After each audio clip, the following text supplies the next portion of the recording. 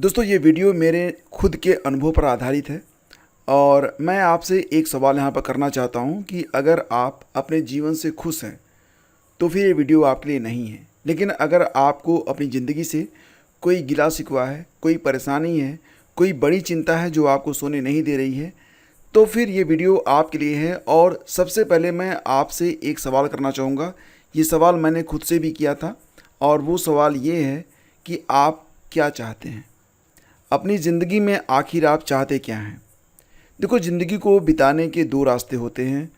जो चल रहा है उसको चलने दीजिए, या फिर आप जिम्मेदारी उठाएं और उसे अपने मन मुताबिक बदल लें। दोस्तों ये बात मैं आपको किसी फिल्मी लाइन से प्रेरित होकर नहीं कह रहा हूँ। मैं अपना जो निजी अनुभव है उसके आधार पर मैं आपसे कुछ अपने अनुभव शेयर कर रहा हूँ।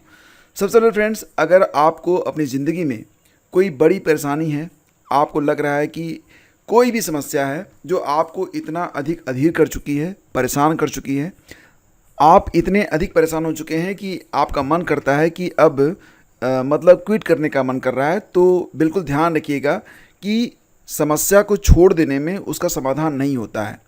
समस्या को जैसे ही आप छोड़ने के बारे में विचार करते हैं, समस्या से जैसे ही आप भागने के बारे में विचार करते हैं, समस्या और भी विकराल रूप धारण कर लेती है। आपने एक अनुभव ज़रूर किया होगा लाइफ में कि आप जब सड़क पर चल रहे हों और अगर आप सामने कोई कुत्ता आ जाए और आप घबरा कर भागना शुरू कर दें तो वो आपका पीछा करने लगता है। लेकिन जैसे ही आप उसकी ओर बढ़ने लगते हैं, भले ही आप मन से कमज़ोर हों, आपको पता हो कि सामने वाला मुझसे मजबूत है, लेकिन जब आप उसका सामना करने के लिए आगे बढ़ते हैं तो वो चीज़ आपसे डरने लगती है। उसको लगने लगता है कि संघर्ष बड़ा होगा। तो ये डर जो है ना, जो आपकी ओर से बन रहा है उसके प्रति, उसके मन में, वो बना रहना चाहिए। मैं आपसे ये कहूँगा कि सबसे पहले तो आप एक पेज लीजिए। डेफिनेटली ये आपके जीवन का सबसे निर्णायक क्षण हो सकता है जब आप एक पन्ना लेंगे, एक पेपर उठाएंगे और बिल्कुल शांत भाव से बैठ जाइए। अपने मन में किसी प्रकार का उद्वेग, किसी प्रकार की भावना, किसी प्रकार की कलुषता या फिर जो भी परेशानियां हैं उसको कुछ समय के लिए रोक दीजिए। अपने मन से कहिए कि मैं इसमें बिल्कुल शांत हूँ और अपने जीवन की मूलभूत समस्याओं पर विचार करूँगा और उसका समाधान खोजने जा रहा हूँ। तो इसलिए अब कुछ समय के लिए वर्तमान में जो कुछ भी चल रहा है मैं उससे बिल्कुल ऊपर उठकर सोचूंगा। सबसे पहले तो आप ये समझिए कि इतने बेचैन क्यों हैं आप? इतनी बेचैनी आखिर आपके मन में आ क्यों रही है? और आपके जीवन की जो सबसे बड़ी परेशानी है, देखो जो सबसे बड़ी परेशानी होगी वो सदैव आपके मन में घूमती रहेगी। तो उस परेशानी को आप समझिए और सबसे पहला काम ये करिए कि उसे उस पन्ने पर लिख डालिए। ये परेशानी आपकी कुछ भी हो सकती है, आपके घर परिवार को लेकर हो सकती है, आपकी जो सामाजिक हैसियत है, मैंने इसे यहाँ पर औकात लिखा है।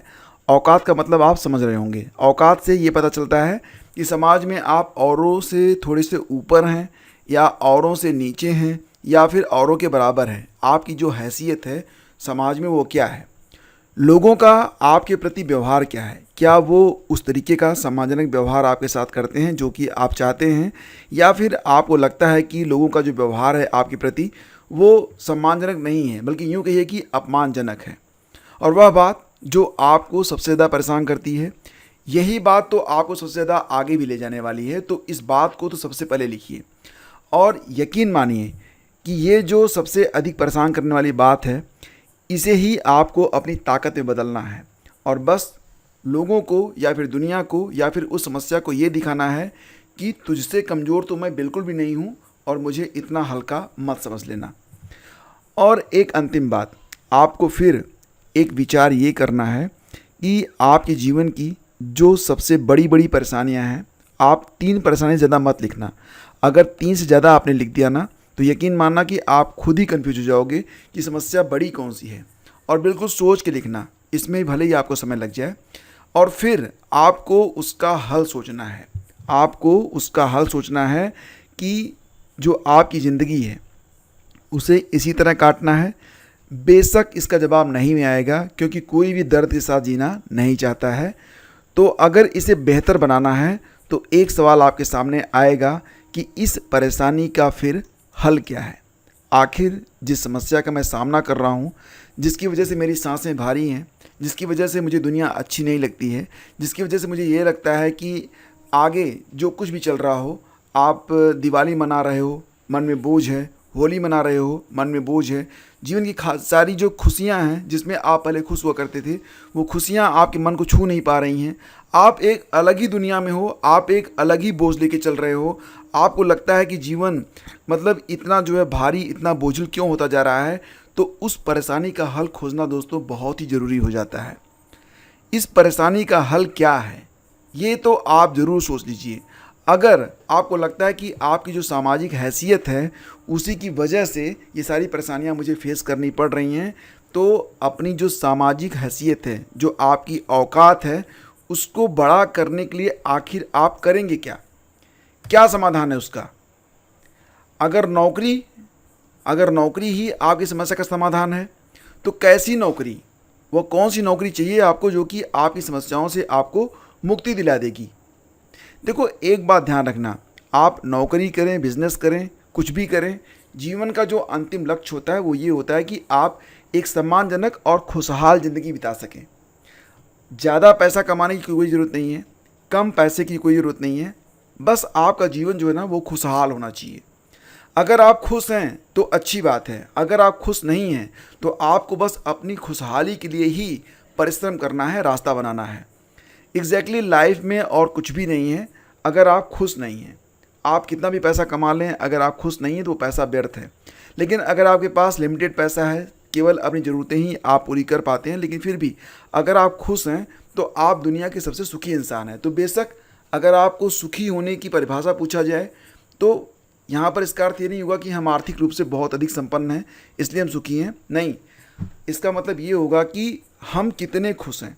अगर हम शाम की रोटी अपने परिवार के साथ खाते हैं, चैन की नींद सोते हैं, सुबह उठते हैं और अपने परिजनों के साथ, अपने मित्रों के साथ दिन हंसी ठिठोली में बिता रहे हैं, और समस्या कोई भी ऐसी नहीं है जिसकी वजह से आप बहुत ही बोझिल महसूस करते हैं, तो आप एक सुखी इंसान हैं। पैसा आपके पास हो ना हो कोई फ़र्क नहीं पड़ता है, क्योंकि अंततः खुशी ही आपका मूल है।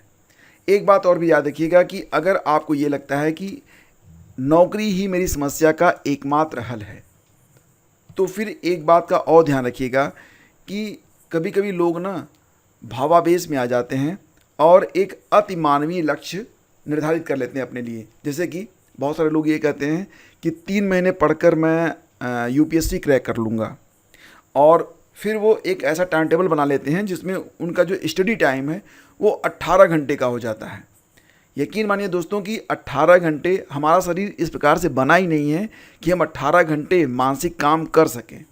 मानसिक काम आप 8 घंटे से ज़्यादा एकाग्रता के साथ नहीं कर सकते हैं। आप 18 घंटे पढ़ेंगे, उससे कोई बेनिफिट आपको होने वाला नहीं है, क्योंकि आपकी जो एकाग्रता होगी ना वो जा चुकी होगी। आपका शरीर जो है ना वो धज्जियाँ, उसकी मतलब जो शरीर है वो इतना जो है अव्यवस्थित हो जाएगा आगे चलकर कि वो साथ देना बंद कर देगा। और मंजिल की ओर तो छोड़िए, अगर आप इतनी अधिक मेहनत करने लग जाएंगे तो फिर क्या होगा कि आप बीमार हो जाएंगे, और फिर वही हो जाएगा, अंत में डॉक्टर आपको बताएगा कि अब आप आराम करें।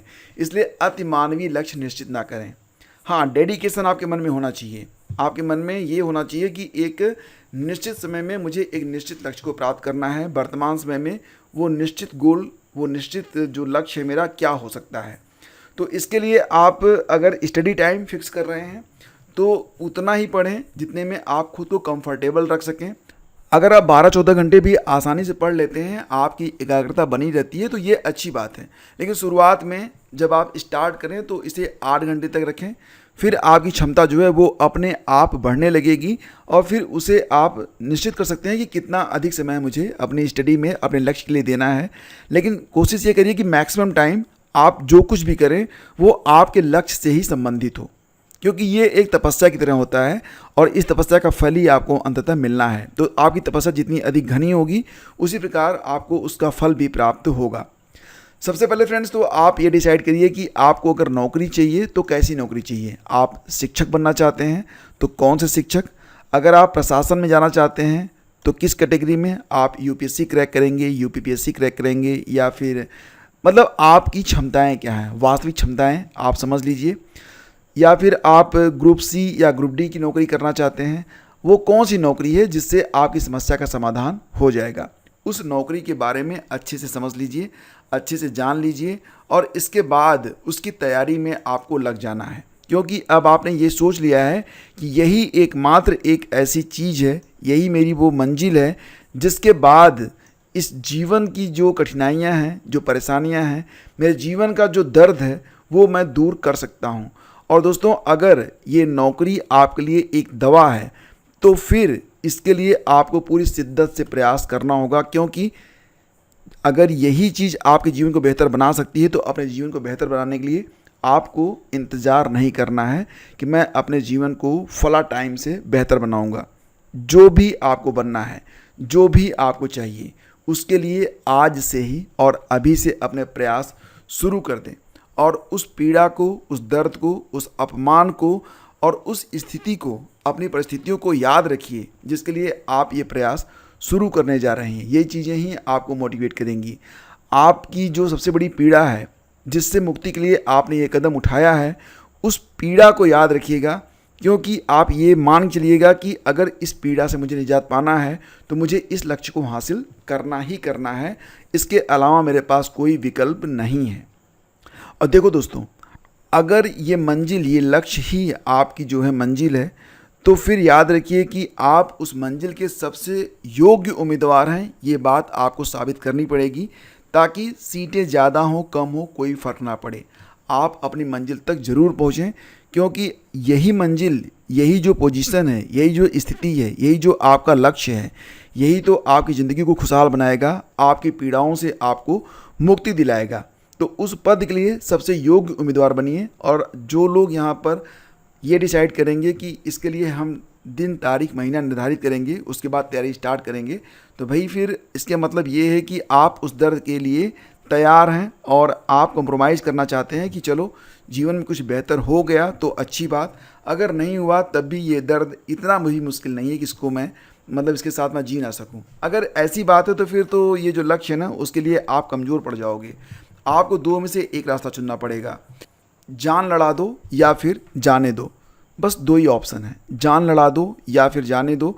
अगर कोई तीसरा रास्ता आपने निकाला तो यकीन मानिए कि फिर आपके अंदर वो इंटेंसिटी नहीं आ पाएगी कि आप अपनी मंजिल तक पहुंच पाएँ।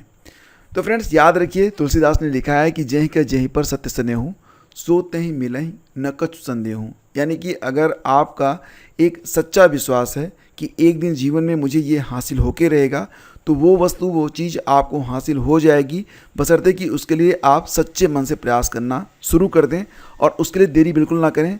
आपका जो प्रयास है वो आज से ही स्टार्ट हो जाना चाहिए।